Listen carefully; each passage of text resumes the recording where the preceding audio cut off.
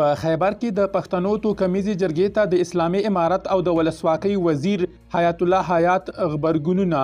درنو لیدونکو ستړي مه شئ. د ولسواکۍ د کورنۍ چارو وزیر حیات الله حیات د پښتنو توکمیزې جرګې د ستاینې په لړ کې وایي د دې جرګې په کولو پښتنو ثابته کړله چې امن غوښتونکي وګړي دي. نوموړي د دغې جرګې د بریا مبارکي ورکړې او ډیره کړې ده. پښتنو وښودله چې په سیمه کې خپره ناامني او جګړې همیشه د نورو له لوري پر دې سیمو تپل شوي دي. د پښتنو توکمیزه جرګه چې د خیبر په ریګي للمه کې ترسره کېده پرون د یو پریکړه لیک په خپرولو پای ته ورسېده. دې جرګې ته د کوزې پښتونخوا له بېلابېلو سیمو څخه سلګونه زره وګړي راټول شوي وو چې پر خپلو ستونزو یې بحثونه وکړل او د هواري لارو غوښتنه یې وکړله.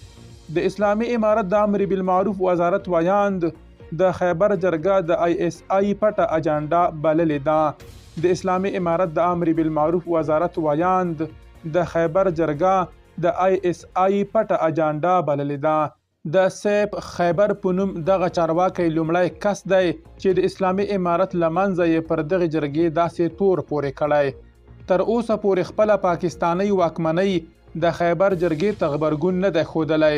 د اسلامي امارت د امر بالمعروف وزارت ویاند سیب خیبر پر خپل ایکسپانه لیکلي د ISI د دسیسو تړونوال او مهار شوي اجیرانو ته یوازې دومره وخت او ځای مهم دی چې یو څوک یې واکسین شوی اند واوري.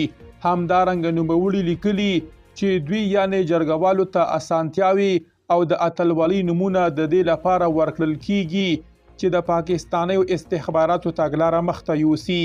سیب خیبر د کوم چا یا هم ډلې د نوم ښودلو پرته وړاندې لیکي چې پر منبرونو باندې په بېځایه ویناوو د عمل پر ځای خلک په ګیلو غولولو بشپړه معنا د ISI پاکستاني استخباراتو د پټو ګټو د څوکیدارانو کار دی. درنو لیدونکو له مالتیا مو مننه.